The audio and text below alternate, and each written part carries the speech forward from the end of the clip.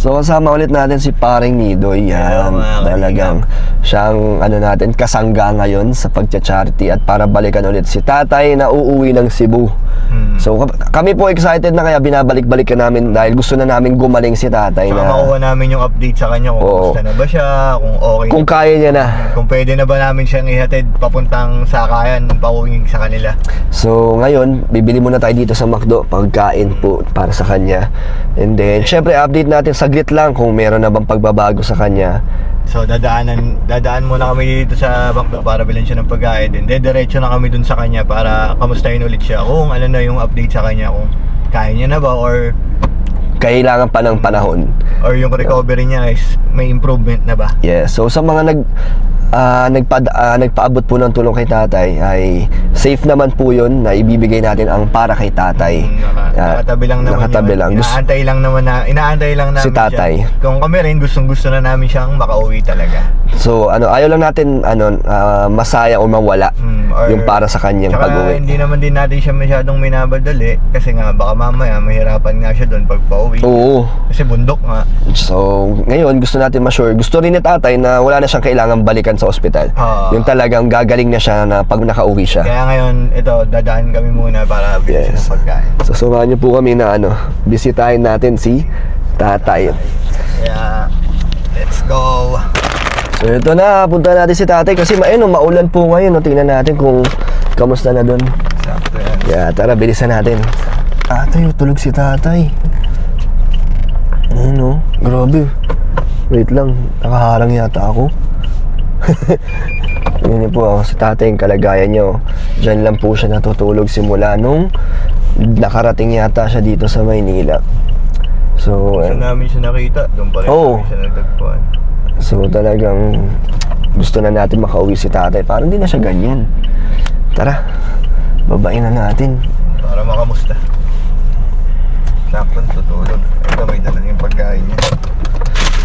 Let's go. Tay! Pasalubong! McDo dyan? Yes, McDo! Pag McDo, bida ang saya. Ay, di. Jollibee. Jollibee pala yun. Parang may sakit ka ba tayo? Wala? Parang ka? Walang taon sa pag malamig kasi.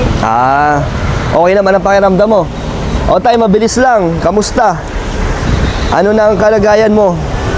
Nag-aabang ang mga nanonood sa'yo.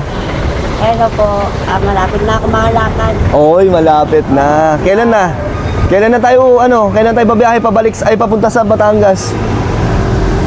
Hindi pa ako sigurado eh. Gusto ko pa masigurado yung kalagayan. Yung 100% na. Oo. Ilang percent na? 85. Uy, 85 na. Hindi kasi ang bala ko talaga ganito.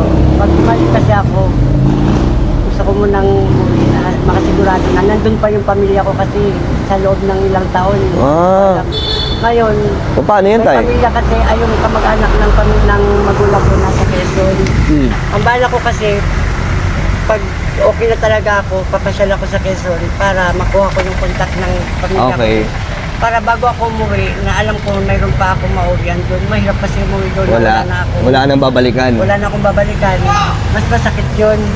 Paano yan, tay? Sabi ko nga sa inyo, bawat punta nyo dito, sabi ko, hindi pa ako sigurado kasi nga, nag-iisip ako kung may mauwian pa ba ako doon na lalo na yung asawa ko, baka nag-asawa na rin ng iba. Ay, ganon? May asawa ng iba? Tingin mo? Hindi naman. Siguro, dahil sa wala nga kasi lang kontak sa akin, baka nga sinisip nila, patay na ako eh. Natural. Ang pangalan ng asawa mo, tay? Mercy. Mercy. Pero tay, sino ang pupunta mo sa Quezon? May kontak ka ba doon? Wala po. Yun po yung papasyalan ko sakaling gumaling na talaga ako. Sigurado ka naman na may mapupuntahan ka pag doon? Kasi ando naman po talaga yung pamilya ng Hindi, taga Quezon daw yung Kaya po hindi po ako sigurado na uwi muna ng Cebu kasi nga hindi ko po alam kung may babalikan pa po ako doon. Lalo na yung asawa ko, baka may nag-asawa na. May mga anak na wala kaming anak nung asawa ko nung pumunta kami. Tay, may mga pamilya ka na pwede na yung makontak, magawa namin ng Ilang problema po. Yung sa Quezon tay, wala kang makakausap doon. So, paano yan tay? Kung sa Quezon ka muna, saan ka namin ihahatid? Hindi pa po ako sigurado sa kasalukuyan. Kasi nga, ang bala ko, kahit hindi nyo na po ako bigyan ng kung pamasahe na yan, hindi naman po ako nag-aabol sa ganyan eh. Kasi gusto ko na masigurado yung buhay ko dito, tsaka yung buhay ng ang kalagayan ko. Ngayon, ayoko kayong pagantayin pa ng matagal kong maasahin kung kailan. Basta ako, gagawa ko ng paraan para makapasyal ako sa Quezon. Or tay, baka may pangalan, anong buong pangalan nung asawa niyo or may makakilala pa ba kayo na para makontak namin or baka mahanap namin sa Facebook, may magawa kami. Oh, may Facebook na tayo. Baka makikita pa natin sa Facebook Wala yun. naman po kami kasi dati po nung nandun ako, ilan lang po kami doon kasi nasa bundok kami. Malayo pa. Or siguro anong pangalan nila tayo? Baka pag-upload namin ito or kapakita namin, siguro baka mamaya may makapanood. Kinala yung pamilya mo doon, makausap sila.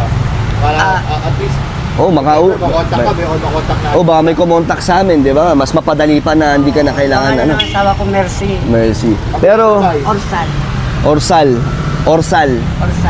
Sige, tay. Tapos yung ano ko naman, yung Tignan. kapatid ko doon, Ricky. Ricky. Arisgado. Oo, yun. Tignan natin sa Facebook, tay. Baka mahanap natin, makausap, di ba? Saang lugar sila tayo? Saan? Yun? Sa Cebu pa rin yun. Sa Quezon, sino yung sa Yung Quezon? tiyahin ko sa Quezon, si ano yun, yung Quezon, saan lugar sa Quezon, tay? San Francisco po, dulo. San Francisco. Ganito na lang, tay. Kami, siya ng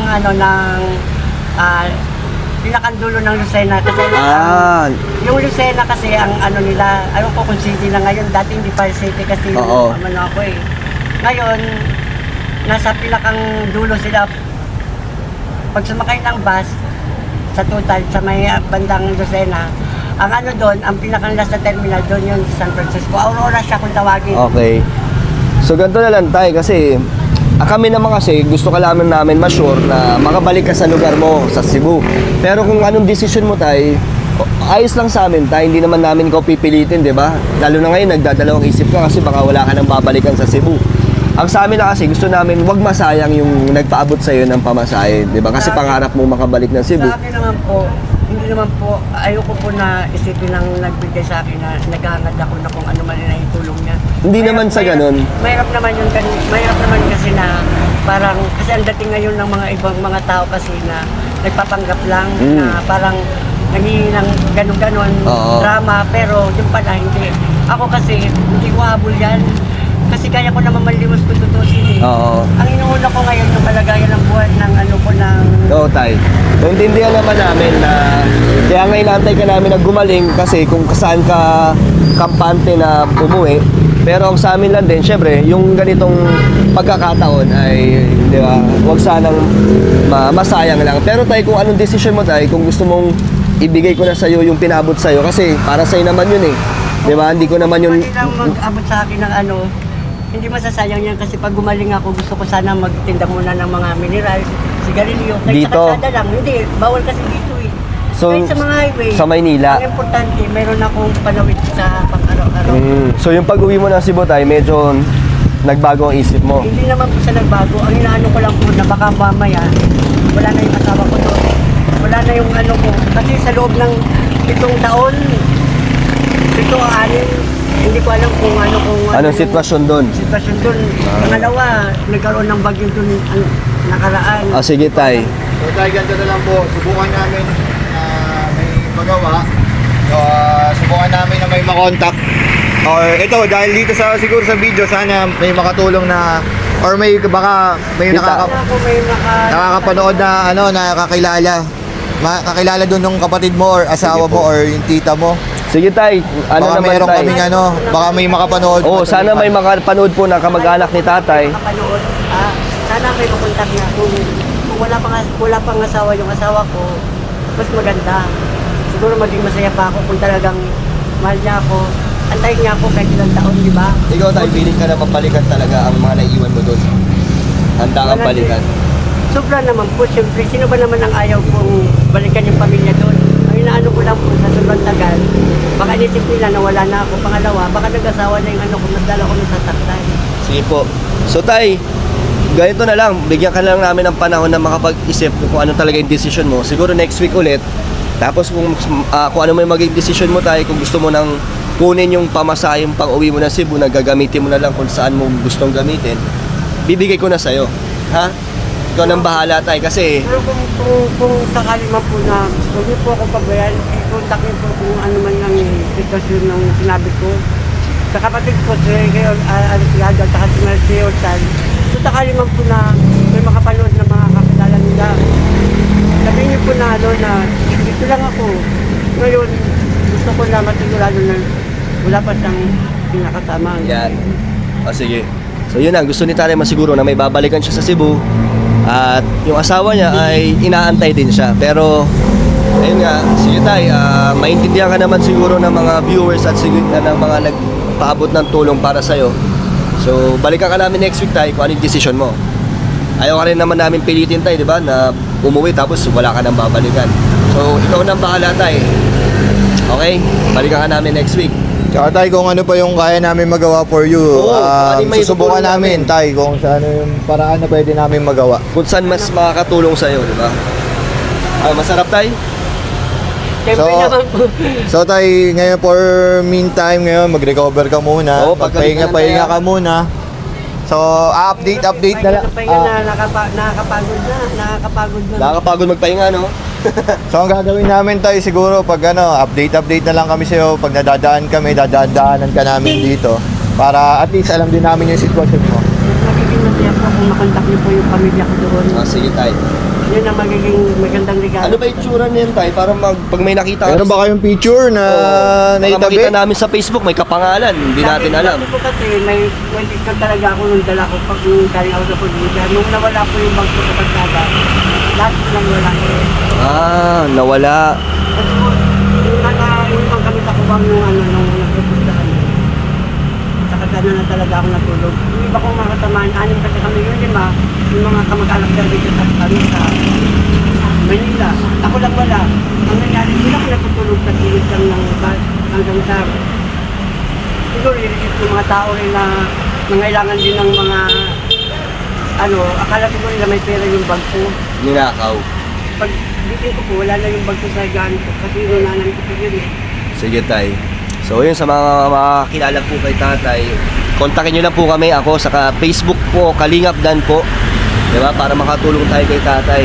So Or Tay, sa mga nakakakilala kay tatay dyan po, baka kakilala niyo yung pamilya or asawa ni tatay, pakicontact po si Kalingap Dan.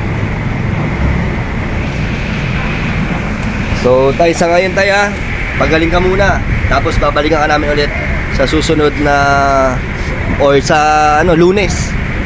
Para naman. Yung araw po baga. Ano ba ngayon? Tuesday?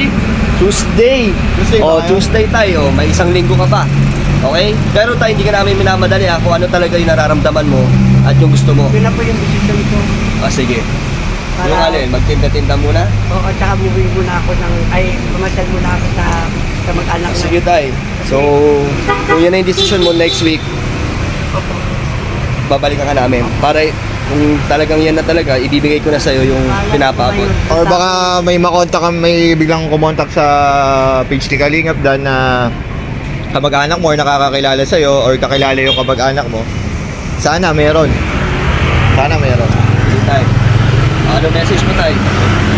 Sana mayroon talaga. Sana makita nila ako kahit sa mga kapamilya ko doon o kaya yung nakakilala sa akin na makontak nila ako o kaya tawagan kayo para naman makasigurado ako na mayroon pa akong babalikan sa probinsya. Yan. Mahirap naman po kasi. So, okay lang sa ngayon tay. Hindi ko muna ibibigay yung parang papamasahe mo. Pag muna, antayin muna natin, baka meron. Pero sa pagbalik ko, doon ko na ibibigay kung anong decision mo. Opo. Oo. So, yun po, Ma'am Rosalie, ang pinaabot yung pong pampamasahe is yun po ang desisyon ni tatay. So, sige tay, magaling ka. Ingat ka dito. Sige tay. Hey tay. Tay, balik kami next week. Bye tay.